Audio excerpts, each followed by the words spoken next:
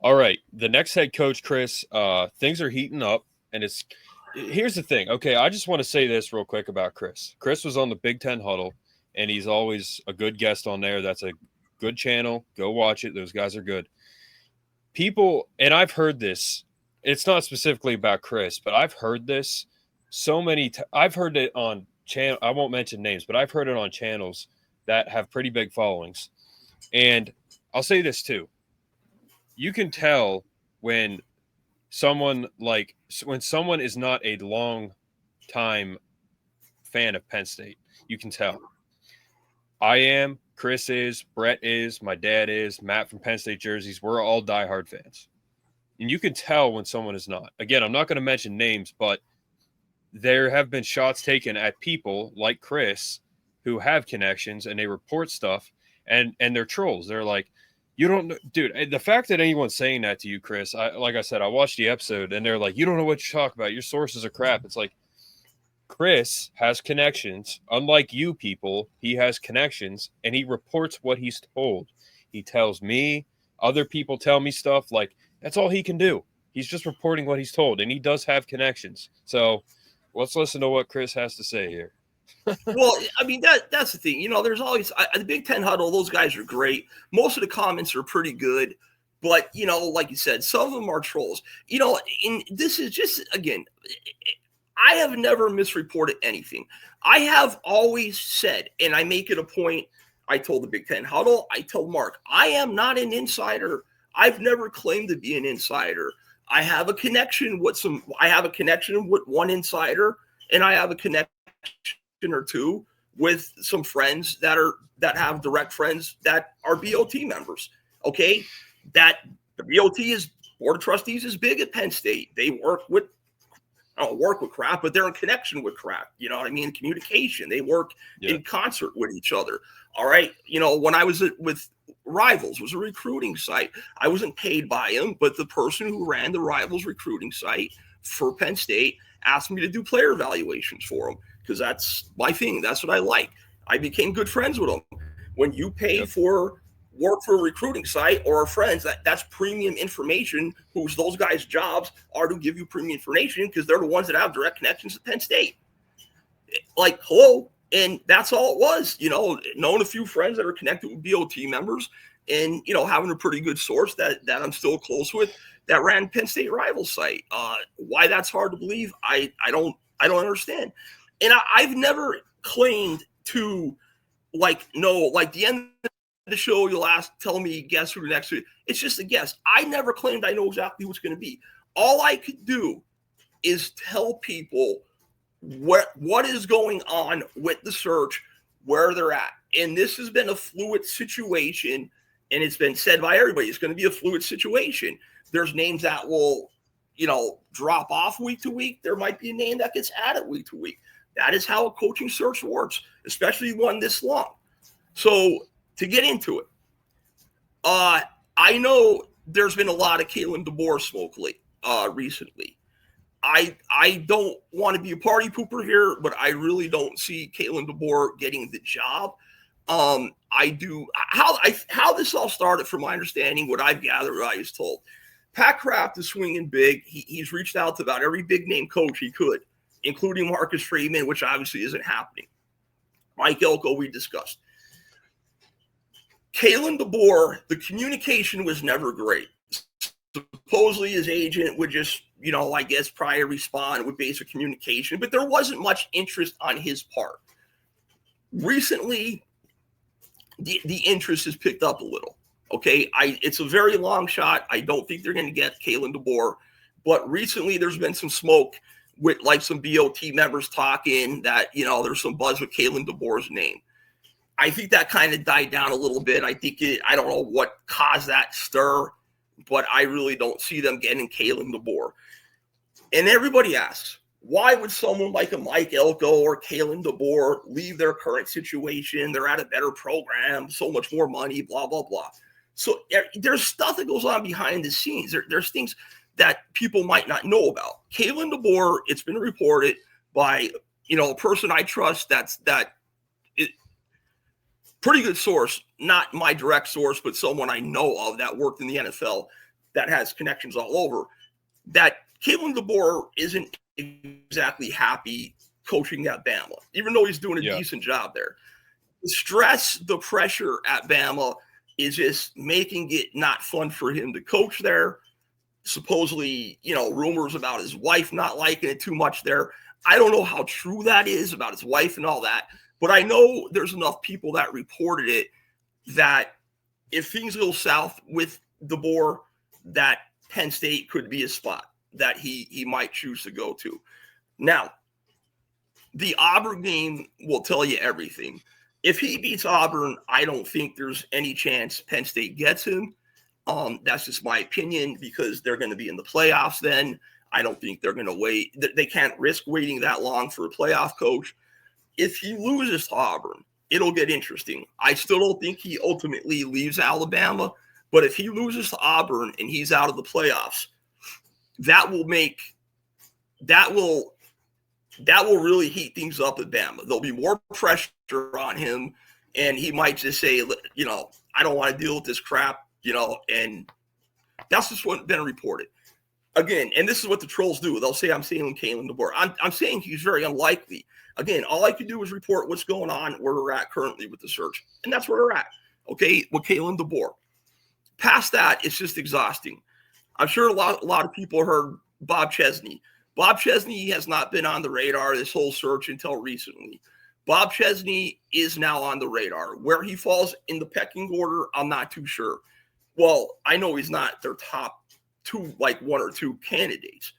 But past that, somewhere in the middle. So not really sure where, but he's probably somewhere in the middle. He's now on the radar. He had a phone interview or communication with Pat Kraft. I know they're setting up an in-person interview. I believe there was a flight going out the other day from Harrison, Virginia to State College, but I think that flight was canceled. Someone mentioned. And Pat Kraft was very impressed with Chesney. I know from what I was told, he really impressed upon him. But Pat Kraft Chesney is kind of like Brian Hartline, where he's in the mix, but right now kind of a fallback guy. That's the way I took it. Right now, Pat Kraft is still swinging for the fences. I don't know who else is out there that we haven't already mentioned. Like, I don't know what other big name coaches are out there that, are attainable to him. It's Kalen DeBoer, number one. Mike Elko's off the board. Jeff Brom's pretty much off the board. Kalen DeBoer's number one target. Number two target, and this has been pretty consistent, Brent Key. They really, really like Brent Key. Now, the one thing I always wondered, for weeks now, they kept saying Brent Key was like 1B, target 1B. But I always was curious as what is Brent Key? Like, yeah, all coaches are going to put tweets out, I love where I'm at, cut me open, see what I bleed. That's what Brent Key said about Georgia Tech because I guess he went there. John Sober, Center Daily Times, who's a very well-sourced journalist, he and Audrey Snyder did a show the other day. John Sober was the first person I heard acknowledge that Brent Key has interest in the Penn State job. That doesn't mean he would take it if offered. I don't know. But it's the first person I've heard acknowledge how Brent Key feels about Penn State. And I know Pat Kraft really likes him. He's option 1B to Kalen DeBoer, and option 1B if there's another big name that pops up out of nowhere, which I don't think there is. So after Kalen DeBoer and Brent Key, then you got Eli Drinkowitz. Drinkowitz, you hear different things. I always kind of guessed that by process of elimination, there's a good chance it would fall to Drinkowitz. So, but here's the thing. Jimmy Sexton, like the super agent, he represents all these coaches. He represents Drinkowitz, Lane Kiffin. He represented Franklin. I don't think I'm not sure if he represents Brent Key. But basically, I guess the hesitation with going all in on Drinkowitz is, A, they're looking for someone a little higher up, but B, more so, they were worried about him going south, wanting to stay south. And like, if Lane Kiffin doesn't get the Florida job, Drinkowitz might be Florida's second option, or same thing with LSU. That's what the hesitation was. Everything I've gathered, once Lane Kiffin, and he's supposed to make an announcement after the Egg Bowl, once Lane Kiffin makes a decision, that's going to get the ball rolling with all the rest of these coaches. It's kind of like Lane Kiffin holds the cards right now. And, you know, once we see what he does, like if Lane Kiffin goes to Florida, LSU doesn't want Drinkowitz, maybe we get him. Maybe Brent Key says no, and we get Drinkowitz. Maybe Brent Key says yes. But right now, I mean, that's where it's at. So I'm not here to make any predictions. I'm just telling you where the search is at right now. Pat Kraft's still swinging for the fences, still pushing Kalen DeBoer. Brent Key is option 1B. Drinkowitz and Chesney are in there somewhere, and Hartline is still a fallback guy. That's where we're at. Okay. All right. So a couple of things here, Chris. Yeah, it's I've always said, you know, of course you have sources, and they're good sources. It's just like, dude, no one really knows. And they said it on Landon's show that Pat Kraft might be putting out like just teasers just to like put out false information. I mean, you know, that's not a terrible strategy if you're trying to put smoke out there on people. But all right, so a couple things here. So here's my take real quick. I'm okay if we get a head coach from somewhere else. But here's the thing. If a head coach leaves to be a head coach somewhere else, minus like JMU or Georgia Tech, you know, if you leave like an SEC school to be a head coach at Penn State, it's like, well, you do that to us. So my and you mentioned Eric Morris the other day. The guys that I would truly want are guys that are either a head coach at a smaller school or an assistant, like a Brian Hartline or a Bob Chesney or an Eric Morris. The one VT guy said that VT they picked Franklin over Bob Chesney, so we're going to get the second choice for VT. It's like, okay, man, that's great. So here's what I think. Either get one of those guys like a Hartline or and one, Joe asked, are we going to hear before the final week of the season? Because we do need to get someone soon. And two, Chris, answer that question. And two, Franklin Empire. No, Franklin is not leaving to come back here. We would never, ever, ever. We won't ever have him back for a visit, let alone as a coach. Hell no. One, will we hear soon? And two, do you think Terry Smith could be the head coach? Because right now, for me personally, I am very okay with that. No, I know you very much want that to be a possibility, but Terry Smith is not going to get the job. It's not happening. Now obviously when this is all said and done and Pat Kraft announces a coach, obviously he's going to be asked, did you consider Terry Smith? Of course he's going to say yes. But Terry Smith is not happening. Now, and I'd hate to say this, and I don't want to feed the troll, but like it was also reported that Terry Smith was at Franklin's house just a few days ago or whatever. So it is not, and when someone asked Terry Smith about possibly following Franklin, and he said something, I forget what he said, but he basically said, anything's possible at this point. I don't know. Like he didn't give the best answer. And as much as Terry Smith, I'm just calling it like I see it, as much as Terry Smith bleeds blue and white, loves Penn State, he also loves Franklin. And there is a good chance, like it's probably 50-50 if he stays at Penn State or follows Franklin. I think staying at Penn State, probably make more money if you stayed at Penn State, I would think. So I would lean staying at Penn State. But don't be shocked if Terry Smith does follow Franklin. And there's something I forgot to mention about Lane Kiffin. I do think if I were to pick between LSU and Florida, I do think it would be LSU. Ross Dellinger, who's a national media guy, is plugged in as anybody, said that something along the lines, he put a tweet out that there's a contract in place, or they're going over a contract with Lane Kiffin, coming up as we speak, or something along those lines. I don't know. So I do think it's more, I haven't followed Lane Kiffin stuff so much, but I do think it's more likely that Lane Kiffin right now probably goes to LSU. Then you got to wait and see what Florida does. So I don't know, but I mean that's where we're at. It's just an exhausting. Oh, and another thing, when you mentioned something about Pat Kraft, weeks back, it has been mentioned and reported. Watch for misdirection. I don't know if that was, maybe that's related to Pat Kraft, like from what you're mentioning, but they said watch for a lot of misdirection from coming. Between Jimmy Sexton representing all these guys, he could use it as so much leverage. He could toy with so many programs, and Pat Kraft maybe wanting to throw the scent off a little bit. Just have to wait and see. I mean, it's the names I have, like I said, Kalen DeBoer, Brent Key, 1-2. After that, it's kind of a toss-up between Drink and Chesney, and then Hartline. That's where we're at. So when it comes to Terry Smith, and we've talked about Terry Smith, but I personally would not think he would leave. But why don't?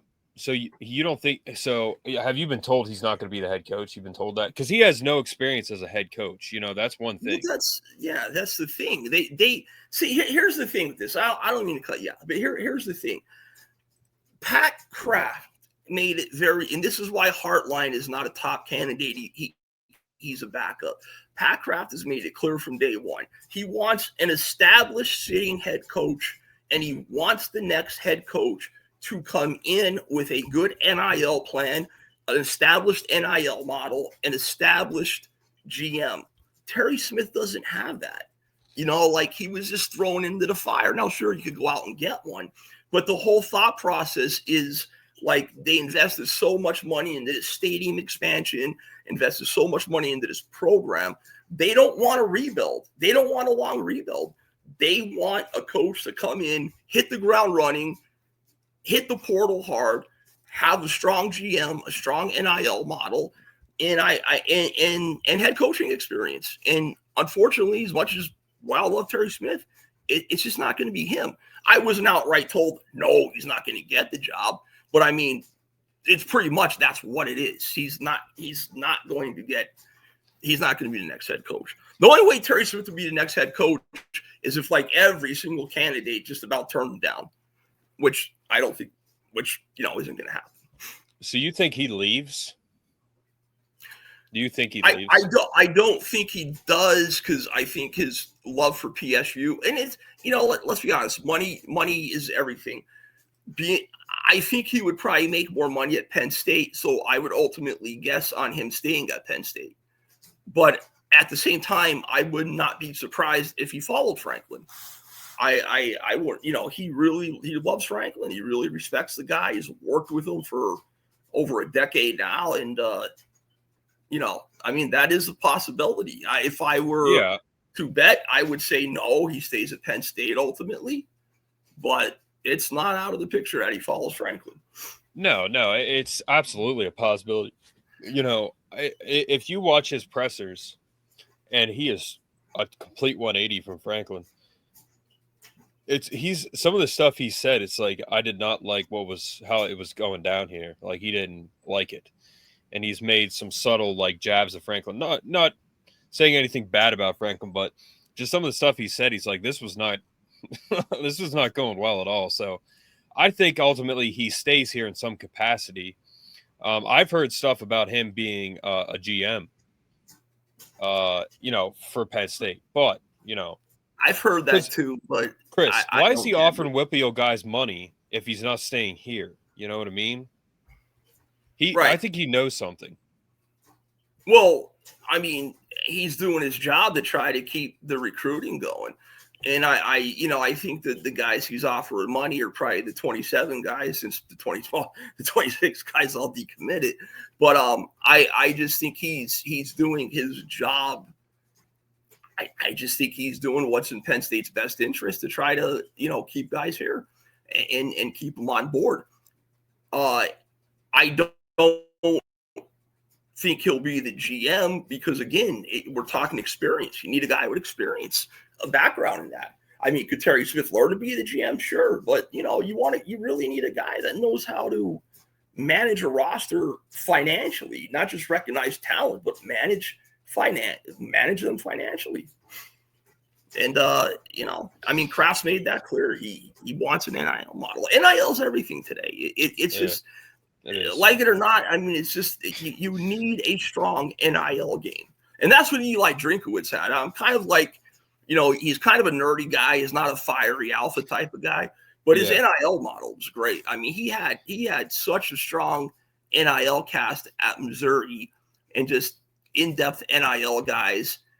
And he they had some money there, but it wasn't like they're Oregon or Texas.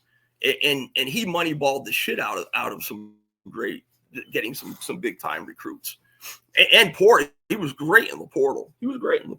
So, yeah, well, a lot of our recruiting, Chris, came from Terry Smith, and he is a diehard Penn State fan. OJ McDuffie, he came out and he said Terry Smith should be the next head coach. But here's the thing: you guys have to realize he was a cornerbacks coach for 12 years under Franklin, and he was at Temple before that. At no point did he, I think, move really at all. He was always the assistant head coach, I believe, and that's I give Franklin credit. I don't know why he did that, but he made Terry Smith the assistant head coach. So I always had some confidence in our games because I knew Terry Smith was there. But he is a diehard Penn State guy, but he has no experience as a head coach. And he probably had many opportunities to go be an OC or a DC or an OC or a head coach, and he never left Penn State. So it's like, he just doesn't have the experience as a coach, but I love what he's doing right now. Now, Chris, you've talked about some of the play calling and stuff like that, and I know what you're saying. I don't know, man. Like, I don't know, but we have to hear soon, man. Like, I've talked to multiple people this week, and they're like, we have to know soon because we have the December 3rd signing date coming up. But then again, who are we signing? Man. You know what I mean? It's out the window. The class is shot to hell. You'll salvage some guys. The portal starts in January, and the portal is 1,000 times more important to the next few years than the 26 class. 26 class is done. It's done. Yeah, and Franklin totally, he totally quit on his team. He is such. The only word is, man, he's a coward. He quit on his team, and now he's taking our guys. Like, of course that happened. But you know what, Chris? Do you think Karma will get him? I mean, you know what I mean? Like, it's going to catch up to him at some point. I think any chance. The reason he held off on being announcing or accepting the Virginia Tech spot was he wanted a bigger program. He did want to explore his option. He was hoping for a bigger program. I saw somewhere where he was waiting, hoping that Florida State maybe fired Mike Norvell. And the karma is he made his own bed where any shot now at coaching at another blue blood like Penn State is out the window for him. Unless he knocks it out of the park at Virginia Tech, it's going to be very hard for him to, get another job at the level of program Penn State was. Arkansas was considered him a little bit, but again, that's Arkansas. It's not anything big. So. All right, Chris, we can jump off here soon, but serious question. Would you rather see VT winning out of your Notre Dame while Franklin's there, Notre Dame? 100%. But that's never going to happen. I mean, Franklin won at Auburn. You guys, like I said, you guys are talking to two diehard fans here, okay? Listen to what we're saying about Franklin. You guys that are like saying stuff about, it's like, you guys listen to what we're saying. I mean, learn from us. Like, Ohio State fans said all this stuff about Knowles and he's bad. Well, that's not totally true. It takes time for him to coach, establish his system. I don't know. But, Chris, yeah, man, I don't know. Like, the signing period, like you just said, it's pretty much – I think we should just take our time relatively and get the right guy. But if Terry Smith is going to stay, and I think he will, like you said, I don't know if a Drinkowitz is the right fit, but I don't know. I don't know, man. Let's run down here. Let's run down real quick. Like, I'll give you my take on the coaching targets, how I feel about it right now. Quick side note: I do think Auburn's going to hire John Sumrall. I think Auburn was like John Sumrall's dream job, and I think he's going to be headed to Auburn. Okay, so right now, Kalen DeBoer, top target. There's really not much to go over there. He's the best of the bunch, even though it's a very, very, very slim chance. His record in big games, his overall record is great. Okay, Bob Chesney, since he's the new flavor of the week. I don't have – here's the thing. If this was pre-NIL, I would be fine with Bob Chesney. But kind of how I just went over the whole spiel about NIL. I don't have a big problem with Bob Chesney coaching at a lower level and then coming to Penn State. You know, it's still Division I. Football's still football. The guy has won everywhere. My issue is, you know, I'm sure at James Madison he didn't have to manage NIL much. I'm not saying they didn't get anything.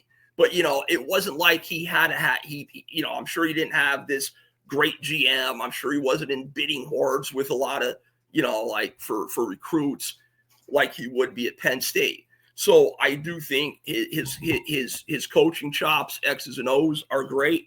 I think he would be a good recruiter. He commands a room. I can see recruits and parents thinking he's genuine and winning kids over.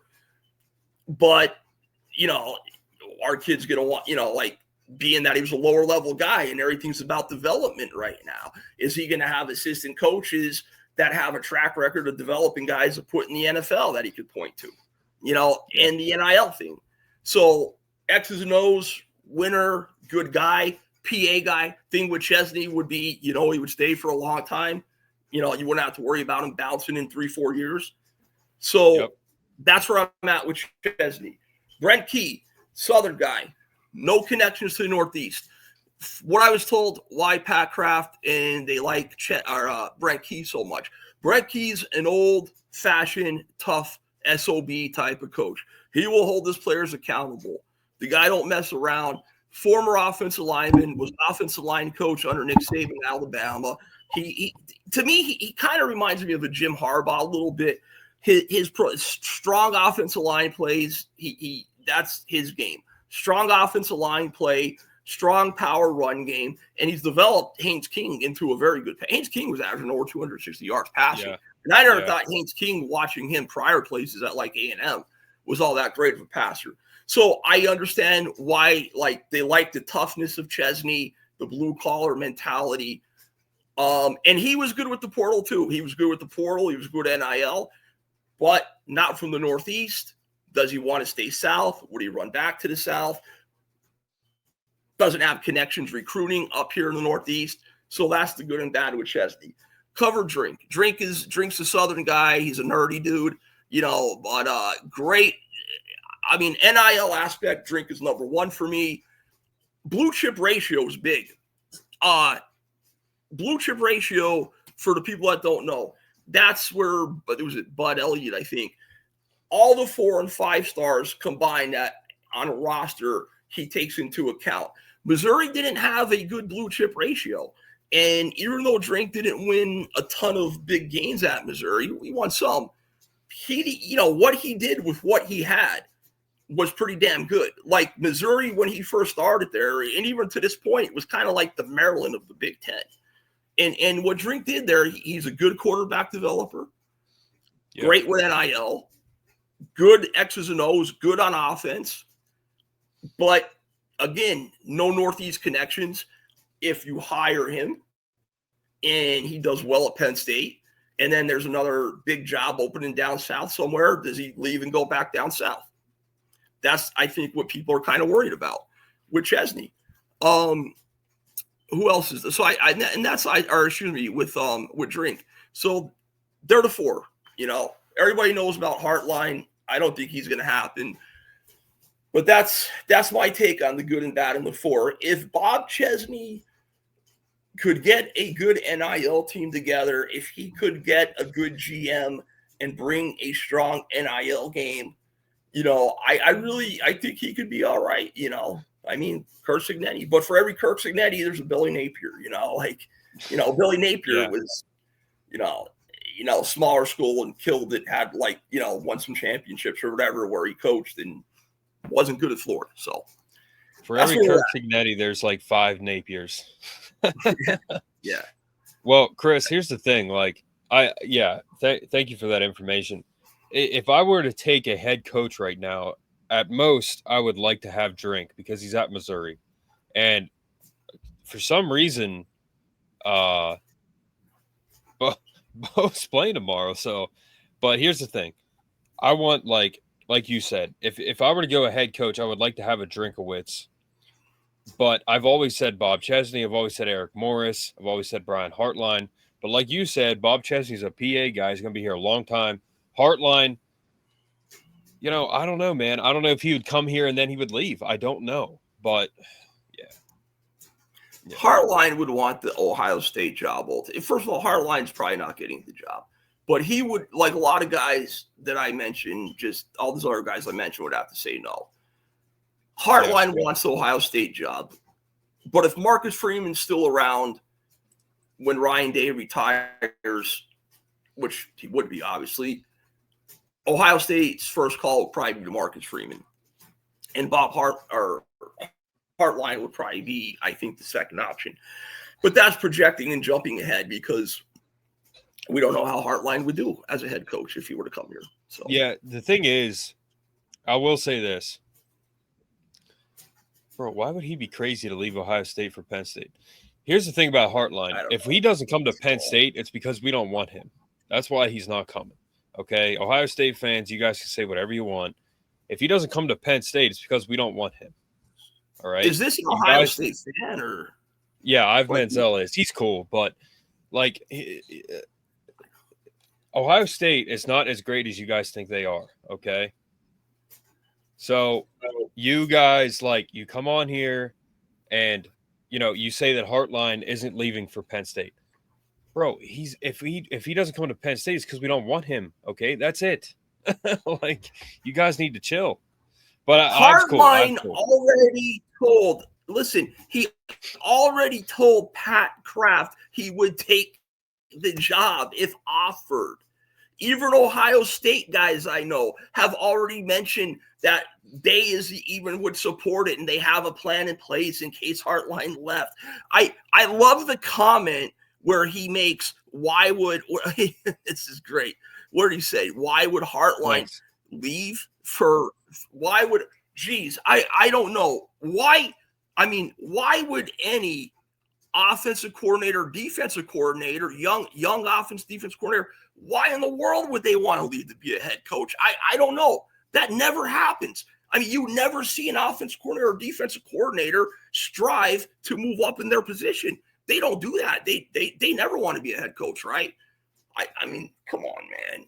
You guys got to take – the one thing I am not is a sunshine pumper. I love Penn State. I call it like I see it. I hold Terry Smith just as accountable as Franklin. You guys got to take your bias out of it. Why would he leave Ohio State? Because he's an offensive coordinator at Ohio State, and Ohio State and top up and coming coaches strive to be head coaches. That's why. PSU Nitwit. Jesus. Thank you very much for the donation, man. $49.99. Great show. Here to support you guys. Thankful for the Franklin era is over this Thanksgiving. Amen, man. I've not been more excited about Penn State football than I have been the last couple games because we actually have a real Chris, you can agree. We have a real coach compared to Franklin. My God. Yeah, we got a real coach. My only issue is I wish he'd give Tyson. I wish he would bench Hudson for the rest of his life and just give Denmark a shot. Why he Yeah. keeps playing Hudson is beyond me. I mean, You know, and this is why I mean I don't about get it. accountable. The same thing as Franklin. We hammered Franklin for not giving younger receivers a chance. I mean, he's starting to give Howard a chance, even though he's getting a lot of targets. Why is he not giving Denmark a chance? You had like Kyron Hudson has done nothing all year, nothing. Why he wants to keep playing? Yeah, yeah, I don't get it. But Nitwit, thank you very much, man. I really appreciate that. It is a great time, but that's the biggest donation we've had. Thank you very much. Yep, that's a lot. Thanks, brother. Yeah, thank you, man. I appreciate it. DM me on Instagram, PSU Nitwit, because you've been on here before. I want to talk to you a little more on Instagram. But I'll just say this, all right? Listen, I've cool, but bro, you Ohio State fans, like you seriously. Oh my God, you guys are so delusional when it comes to how great you are. You guys have your identity through Urban Meyer, and he was literally so close to signing with us. If it weren't for Urban Meyer, who would you guys have right now? Ryan Day would be at Penn State right now. Like you guys are so delusional that you think Brian Hartline would not leave for Penn State. It's insane that you guys say that. And you guys this year, you've played nobody, okay? You've played no one. You guys have not faced any adversity all season, except for us when you were up 14, what was it? 14-10 at halftime? It was 17-14 at halftime. 17-14. Look, I'll give Ohio State their props. I mean, they lost absolutely. Like they are. Like I do think right now I know you don't want to hear it, but again, this is why I say I'm not a sunshine pumper. Like they are the standard right now. I'm not. Absolutely. They are what they are. They lost. It's incredible for how much. Obviously their receivers are great. They don't lose much there, but so much on their offense and defensive line. A brand new quarterback, and to keep playing at a high level like they did and not drop off with two brand new coordinators offense, I give you props. Like you guys are the standard right now. But this is what I mean by taking your bias out of it. You hear how he just talked about Terry Smith, who's like Terry Smith is Penn State's Brian Hartline, beloved. You hear how I just said, yes, there's a chance he might follow James Franklin to Virginia Tech. That is me taking my bias out of everything because that's a possibility. All right. So it's more than a possibility that Brian Hartline would come to Penn State. It's a fact he would come to Penn State if he got the offer. Absolutely. And if anybody knows, it's Chris. But it's so Ive Manziel said we're overhyping the Penn State job. And is Penn State a top 10 job? Listen, I kind of know what you're saying. You're saying Penn State's a bit of an overhyped job.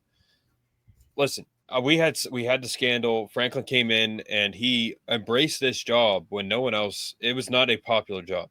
So in that sense, I get it. But now it is. To me, it always was. It's Penn State, man. Okay, it's Penn State. I mean, it's a blue blood program. Of course, it's a top.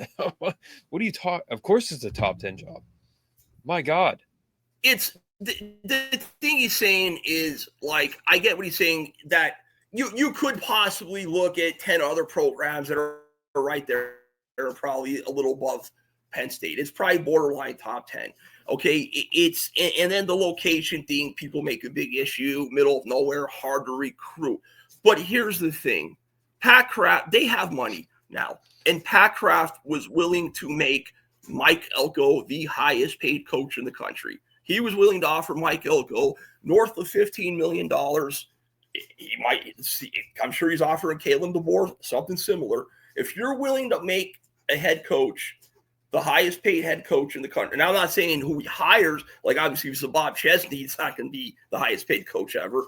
But if you have the ability and you're willing to make a coach the highest paid coach in the country, your school's a pretty top program. It's NIL hurts a little bit. Frankly, you're saying a top 5 job, like I'm thinking you're talking about available right now. Of course, it's top 5. I mean, I think it's top 5 no matter what. I think it's top 5. I mean, it's a blue blood, man. But there's other blue bloods. Like I wouldn't say, like you got to you do have to acknowledge there's other blue bloods out there. But absolutely, yes. Heartline would leave for VT to be Franklin's. Jesus Christ. Oh my God. Not top 10, not top 5, top 10, maybe. Yeah, I mean, it's all relative. I mean, It is. It doesn't matter. It's borderline top 10. It doesn't matter. I mean, it's but top 10. You're a real one. You need to like answer me on Instagram, bro. Like I want to have you on here, but you don't answer me. So I want to have you on here. I think he's scared. If I had a choice, if I'm a top football coach and I had a choice between LSU, Florida, and Penn State, I'm not going to lie. Again, I'm not a sunshine. I love Penn State, but I would take Florida. I would take Florida and LSU for 2 reasons. They're going to have more NIL support, and they're in the South where you could get recruits. Like, just it's a lot easier to recruit there. Okay, but Penn State recruiting region, they've expanded a lot now. We've been great in the DMV. There's a thing that in the last 10 years, I don't know, it was the last so many years that Penn State recruited more players from Virginia than any other program. The Tidewater area, Virginia's loaded. Maryland, for a small state, is loaded with top programs. St. Francis, Gilman, Gonzaga, DeMatha, McDonough, they're loaded, okay? PA got its share of top programs. St. Joe's, it's good. You got New Jersey. It's still a very good recruiting region. So, yes, it is. Now, again, I've said this in the past. Like when I was in school, my senior year I graduated in 2011. My senior year was 2010. So the year I was playing my senior year, that's when Royster broke the rushing record against Michigan. Like that was that year. Yeah. If I was a big time recruit and I had, when I played sports, like I could have gone to a college, like a smaller college and played, or maybe tried to walk on somewhere. I was not a D1 prospect by any means. However, if I was a big time D1 prospect, I live in Penn State's backyard. I love Penn State. If I was a big time recruit, I probably would have gone to Ohio State because I have so much respect for that program and respect for Jim Tressel. That's probably what I would have ended up playing, honestly. But, but I think people would take the Texas A&M jobs better. Florida. Is Auburn in Florida? All right. Auburn's a mess. Auburn's a mess. Chris, do you want to jump off? You want to stay on or? No, I'm good to jump off. I just wanted to note something. You brought up the rushing record. Katron Allen's close to beating Royce's record. Yes. Tomorrow. Katron Allen, 3,920 some yards. Royster has 3,794 yards. He's going to get the record. Now, I don't know if he'll get it these next 2 games. It'd be close. I think it was like 180 yards. So it'd be close if he got it the next 2 games. But if we make a bowl and he plays in a bowl game, if he doesn't opt out of a bowl game, he would get it. Chris, last question. Yep. Okay. Because I don't know. Again, PSU Nitwit, thank you for the donation, man. That's awesome. But if we win tomorrow, which I think we do, and we win against Rutgers, which I think we do, there's people saying we're not going to play in a bowl game. I'm like, they're not going to play. They're just going to turn it down. I'm like, dude, what are you talking about? Are you kidding me? So, wait, excuse me. You think they will select Penn State? Is that what? Well, we'll be 6-6. We'll have to be. We get a bowl regardless. Who is saying that? That they won't play? The dumbest comment I've ever heard yet. I know, but I've heard people say it.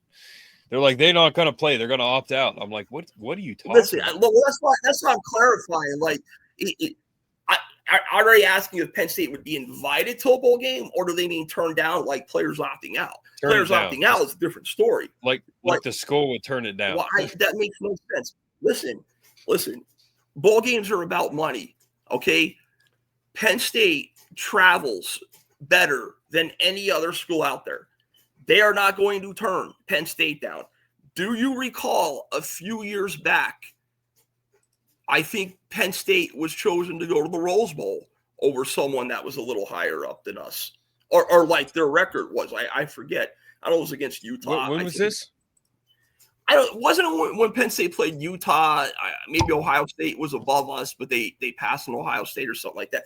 I don't know, but the point I'm making is whoever said that makes no.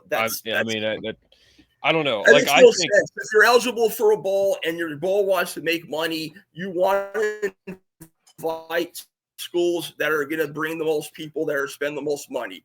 That is Penn. You want to talk about top 10? That's top 3 Penn State right there. They travel as good as anybody. So, okay, last thing, Chris, before we jump off.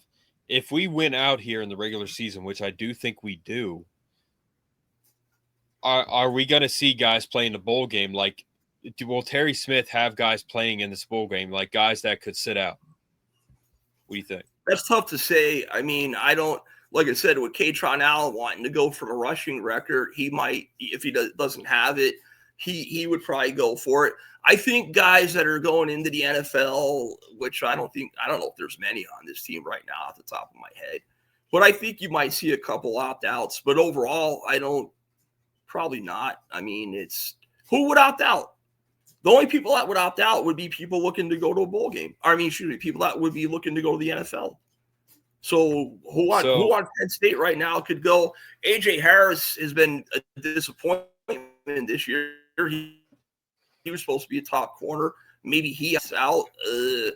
Who's the other corner? Davian Collins. I think this is his last year. Would he opt out? Yeah. Shaquille Wheatley. I don't know. I don't know, man. I don't think there's a lot of, See, I've said something about the other day about Chaz coming to Ohio State, but here's the thing.